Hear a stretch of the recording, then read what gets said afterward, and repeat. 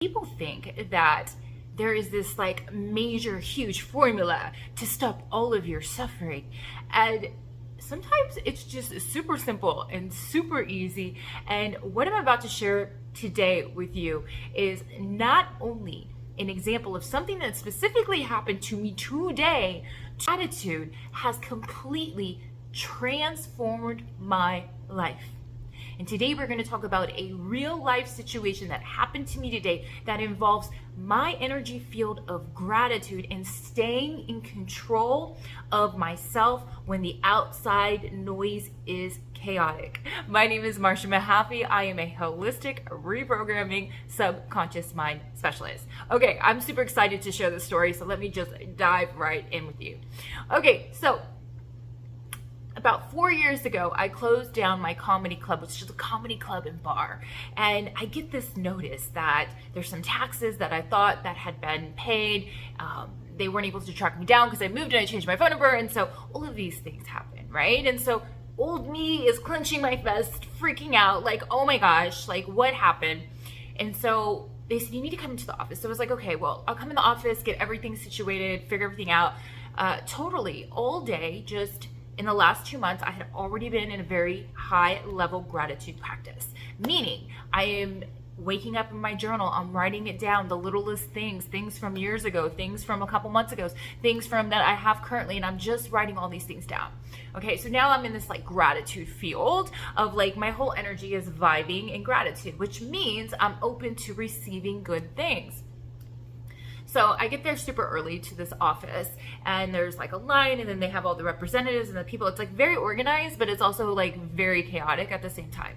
So I walk into the door and about 10 minutes after I'm waiting online, I'm like the next person in line and I'm waiting in line and this lady opens up the door and she walks in and she's blocking the door and the man automatically says, ma'am, can you move? And then she starts like getting really angry and she's like, what is this, COVID again? And she's like going off and I'm like, oh gosh. And so she's like standing behind me and I'm like, okay, stay in your gratitude. And I know that she's obviously going through it, right? But then I go and talk to the man. He's like, go sit down. And then she's next. And all of a sudden, she's like super pissed off. And she's yelling at the staff. She's like, oh, short staff. And she's like mad that she's like, why do we have to wait? And that she has to pay these taxes and all these things, right? And I'm like, okay, there's two things that could happen. Old me would have just been really pissed because I'm like, I'm in my gratitude right now. I'm in my Zen energy. I grounded before I walked in here. And you are like, going all out, right? But this is the thing. Whenever if I would have done that, which old me would have done that, if I would have done that, then I would have brought my frequency down to a low frequency and I would have engaged with her, which meaning I'm no longer in this receptive mode of gratitude. Now I'm in a field of like fear or anger or, you know, some of the lowest frequencies that you can be in, which means that usually your highest good is not going to happen. It's just not. However, also mission-based to actually have compassion, because at one point I was just frustrated and angry. Maybe I just didn't say it like she did, right? So I go and I sit down and then I'm hearing her all the things, right? I'm just like back in my heart space. What am I gratitude for? Connecting to my source. Like we're going to sit here in gratitude and just, you know, send her love. And so she comes around the corner and there's like one seat next to me because there's like all these rows of chairs for waiting. And there's like one seat next to me and she comes all the way to the chair and then she turns and goes all the way back to the very back.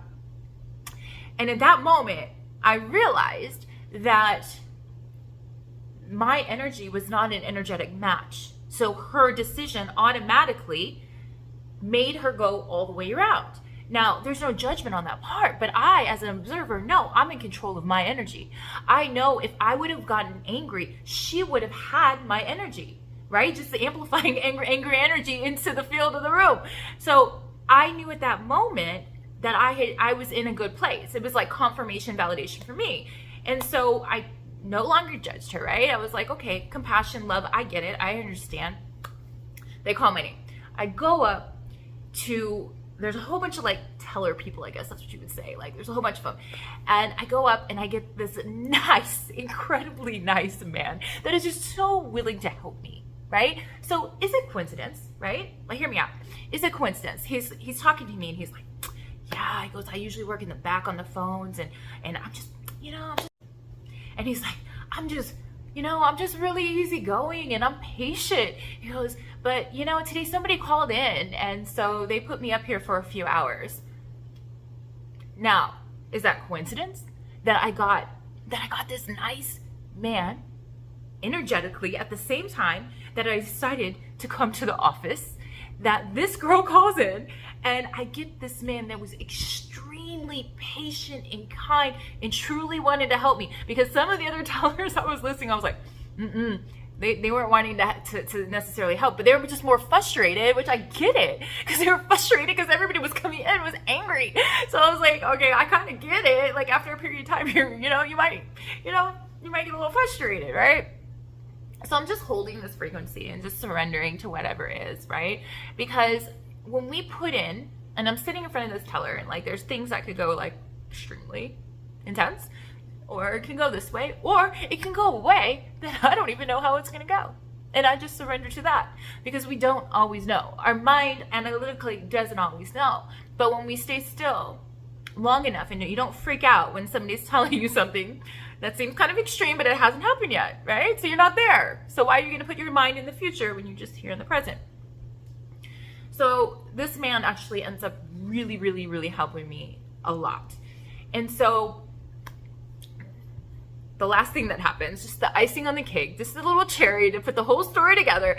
So he's like, hey, so go over there, pay this amount, whatever, we're gonna figure this out. Okay, so I go to the teller. He's like, I go to the teller, I pay the teller. And the lady that was yelling up a storm happened to be in front of me again, this time at the teller. It was just her and me. And when she turned around, I was like, okay. And so when she turned around to the people that she yelled at with this big smile on her face. And she was like, okay, everybody, bye, thank you. And in my head, I was like, this isn't a story about me. This is a story about frequency. This is a story about energy, that your thoughts are frequencies. They put out energetic information. And we can change the way that the energy in the room flows through being in a non-judgmental heart space.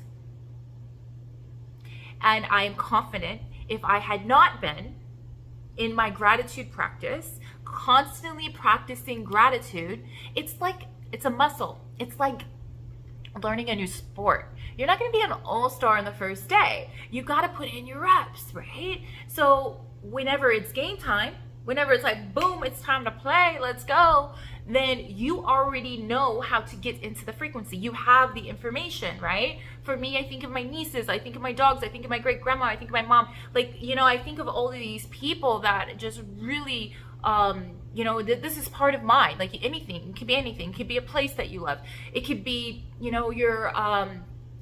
could be your spouse. It could be your parents. It could be whatever you think, right? Like it doesn't matter, but whatever gets you there to get you into your heart space is the highest alchemizer of all. So I invite you to try this out for 21 days. Try out a gratitude journal, and just the key to the gratitude is to keep on doing it until you feel the love in your heart. And when it's time for you to be in control of your emotions so the outside world doesn't shake you up and try to control what's going on in here by what's going on out there, you just go right back into your heart space and you alchemize that so you are in full control of your mind, body, and soul. I'm wishing you the best.